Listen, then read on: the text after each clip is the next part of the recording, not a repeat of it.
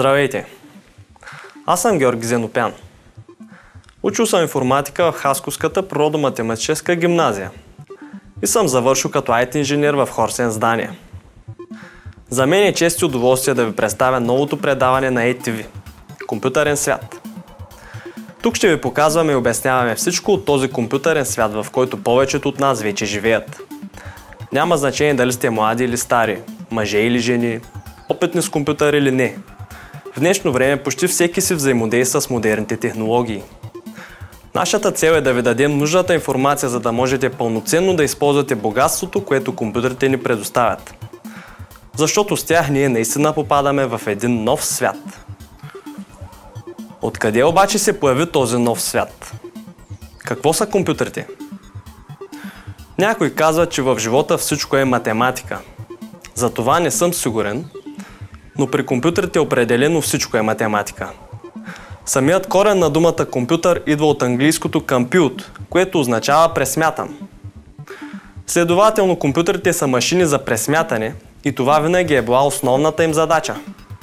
С тази разлика, че днес, на базата на пресмятането, те вече могат да правят хиляди работи. Нека да видим как се е стигнало до тук.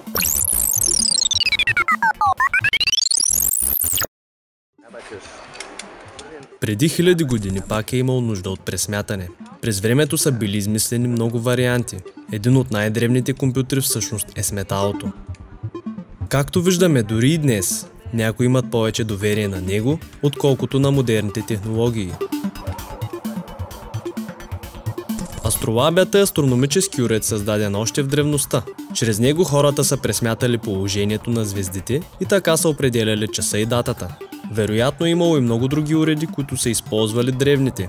Изглежда, че те са били много точни, имайки предвид постиженията им на места като египетските пирамиди, например. Ако приемем, разбира се, че обикновени хора са ги построили. Но това е друга тема. Нека да преминем към по-скорошни времена, където нещата са малко по-сигурни. По време на Ренесанса са изобретени тези все по-сложни и все по-точни математически уреди. Използвали са ги в тригонометрията, пресмятали са логаритми и в крайна сметка са започнали една истинска революция. Около 17 век започват да се появяват и първите механични калкулатори. Блез Паскал, изобретателят, успял пръв да създаде работещ такъв уред. На него е кръстен един от първите езици за програмиране, но той не бил негова заслуга. Достатъчна е механичната му елка, а и другите му изобретения и теореми, върху които работи, още от малък.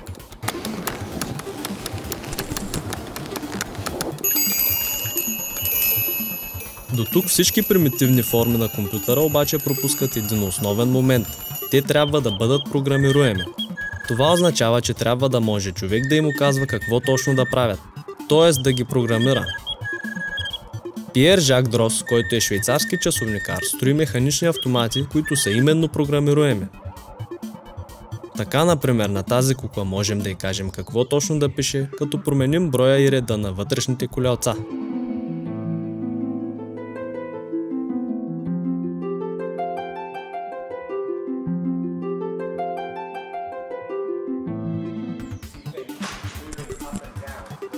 Чарлз Бабич е наричан баща на компютрите.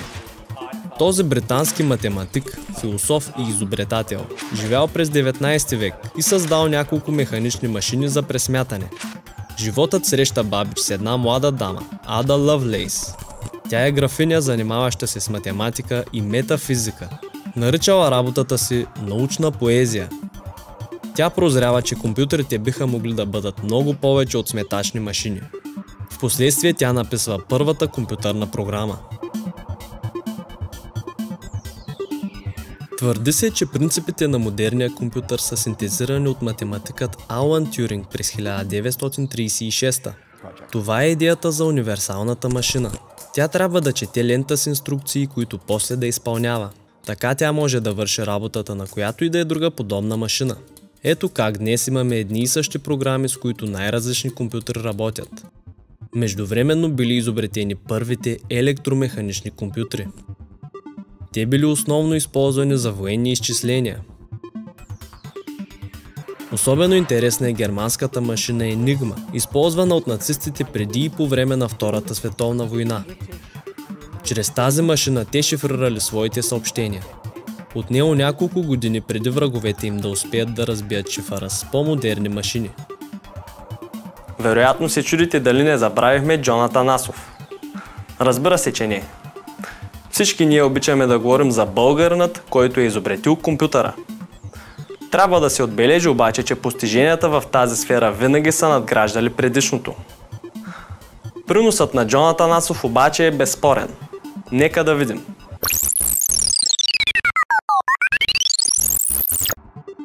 Джон Атанасов всъщност е създателя на първия електричен дигитален компютър. С помощта на своя студент Клифърд Бери, той проектира и построява цифрова машина. Тя работи на базата на електронни елементи и смята с двоични числа, за разлика от употребяваните доскоро десетични. Това води до голяма промяна в строежа на компютрите. Питате ли се какво значат двоични, десетични числа? Числата, които използваме ние, са десетични. Те принадлежат на десетичната бройна система с цифри от 0 до 9. Дигиталните компютри използват двоични числа от двоичната бройна система, където цифрите са само 0 и 1. Едно такова двоично число се нарича бит. То е много по-лесно да бъде представено чрез електрични сигнали. Сигналът или го има, или го няма, вместо да има 10 различни състояния. На дадената таблица виждаме съответствието между двоични и десетични числа. Преминавайки числото 9 се връщаме на 0, като зад нея прибавяме 1. При двоичната система това се случва, когато преминем числото 1. Сложно на пръв поглед, но принципите при всички бройни системи са еднакви. Бройните системи всъщност са безброй много, горе-долу колкото звездите на небето. Основно използваните системи обаче са двоичната, десетичната и 16-тичната, като при 16-тичната бройна система за цифрите от 9 нагоре се използват латинските букви от А до F.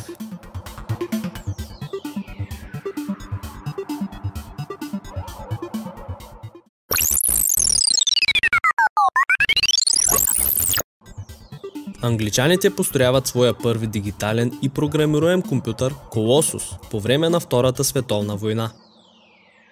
С него те най-накрая разгадали кодовете на германската енигма. Добре, че били математиците да дадат идеите и добре, че били военните да ги разработват и да влагат милиони в тях. ENIAC е първата машина напълно отговаряща на стандартите за универсален компютър. Завършен през 1945 от американски учени, този компютър можел да смята хиляди пъти по-бързо от всички останали. За сметка на това тежал 30 тона и харчил по 200 кВт в час.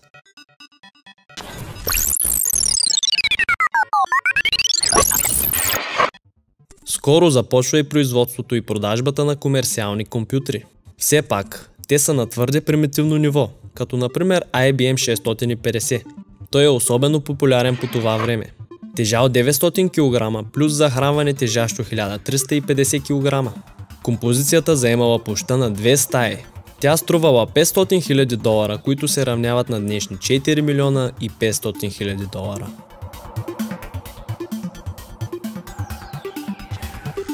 Впоследствие започва смаляването на компютрите, като вече се използват биполярни транзистори. Те са много по-издръжливи и малки от използваните досега електронни лампи. Навлизат и интегралните схеми. Това са миниатюрни електронни схеми от полупроводници.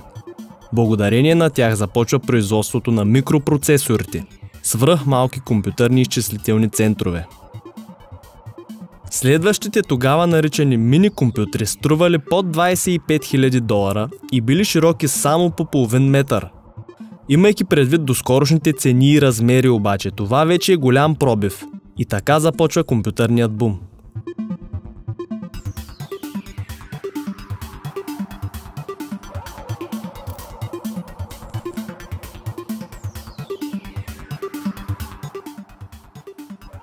За да работите с тези компютри обаче, трябвало да си напишете програма. В противен случай те действали основно като печка. С копчетата се въвеждат кодовете на програмен език, който е полумашинен. Вероятно за времето си обаче дори и мигащите светлинки са били интересни, особено за тези, които не биха се мъчили с програмиране.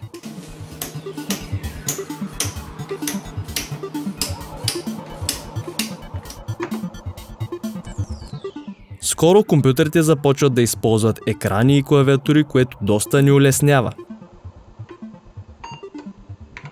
Тук виждаме как се програмира. Човекът въвежда редица от команди и ставаме свидетели на нещо невероятно. Компютърът изкарва надписи.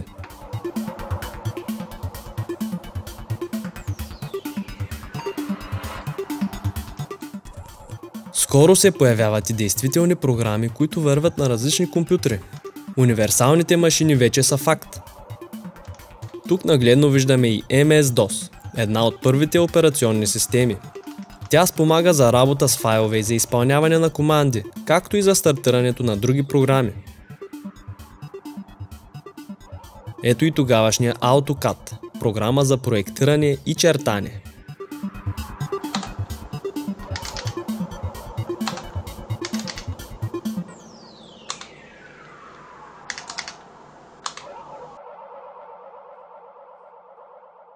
С по-лесното създаване на програми дошло и по-лесното създаване на игри.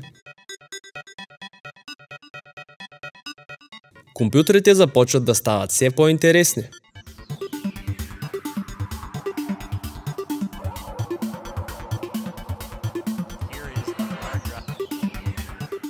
Появяват се и първите графични изгледи и работата с компютър става още по-лесна и близка до днешни времена. Това е първият Macintosh. Представен като революционен, тъй като е лесно преносим, работи почти самостоятелно и въвежда много улеснения за хората. Междувременно, учените вече свързват все повече и повече компютри в една обща мрежа. Тази мрежа наричат интернет. И това вероятно е едно от най-великите изобретения на 20 век. Само 20 години по-късно вече можем да се общуваме с хора от цял свят. И почти всякаква информация е достъпна за всички. За съвременния човек това е нещо обикновено. Но истината е, че досега хората не са имали възможност да изпитат такава свобода.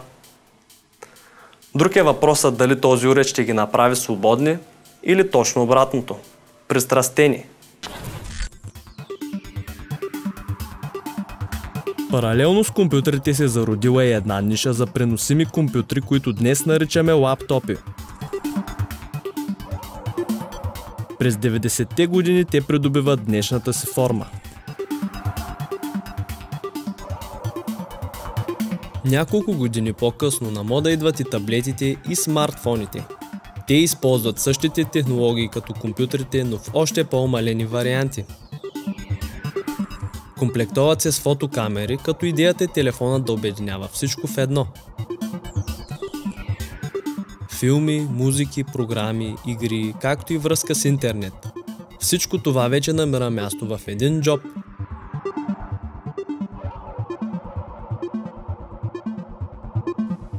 Замислете се. В ръцете си държим устройства, които само преди 50 години са тежали тонове. Заемали са площта на цели стаи и са били милиони пъти по-бавни.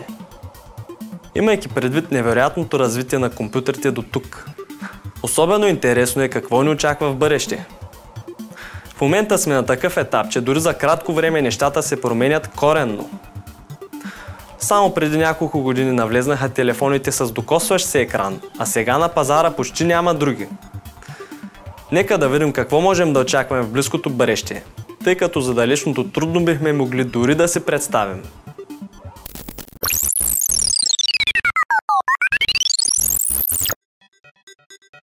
Оптични компютри, работещи само с светлинни сигнали, биха могли да бъдат хиляди пъти по-бързи и енергоспестяващи. ДНК компютри, използващи структурата на ДНК, могат да съдържат много повече информация. Вероятно скоро бихме могли да записваме данни в собствените си тъкани, елиминирайки нуждата от USB флашки и други подобни устройства. С физическото смаляване на компютрите навлизаме в сложната сфера на квантовата механика. Спомнете си какво говорихме за двоичната система и за начина, по който работят сегашните компютри. При тях наличието на електрическия сигнал определя дали имаме 1 или 0. При квантовите компютри обаче нещата стоят по друг начин. Без да навлизаме в детайли, основен принцип в квантовата механика е суперпозицията. Според този принцип, частица, например електрон, съществува едновременно във всичките си възможни състояния, докато не бъде проверена. При проверката й наблюдаваме едно единствено състояние. Използвайки суперпозицията, вече работим не с битове, които са или 0 или 1, а с кюбитове, които могат да са и 0 и 1. Чрез странностите на квантовата реалност, учените вече разработват компютри, които могат да правят сложни операции много по-бързо. Вече навлизат и невронните компютри. При тях се изгражда невронна мрежа. Де-факто те представляват изкуствени, но действителни мозъци. Ето и Google Deep Dream, програма базирана на невронна мрежа. Нейната функция е да разпознава шаблони в картини и снимки. После, използвайки тези шаблони, тя рисува нови картини. Това виждаме на екрана, нейните така наречени сънища.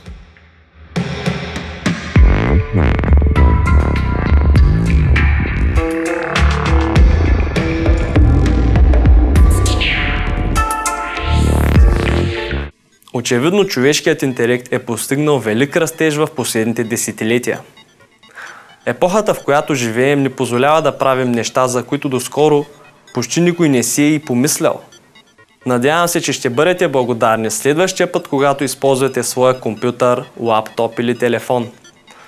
Може да се бави, но поне не тежи няколко тона. Надявам се да оцените и присъствието на компютрите навсякъде другаде. В колите, в медицинските кабинети, във всяко едно предприятие. Нека да гледаме и с очакване към бъдещето на този компютърен свят, защото очарованието ни е гарантирано.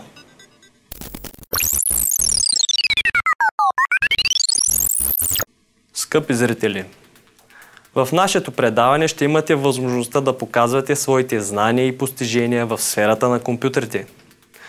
Ще ви задаваме въпроси или задачи, които са свързани с обсъжданата тема. Жребий и теглен следващия път ще покаже кой печели награда.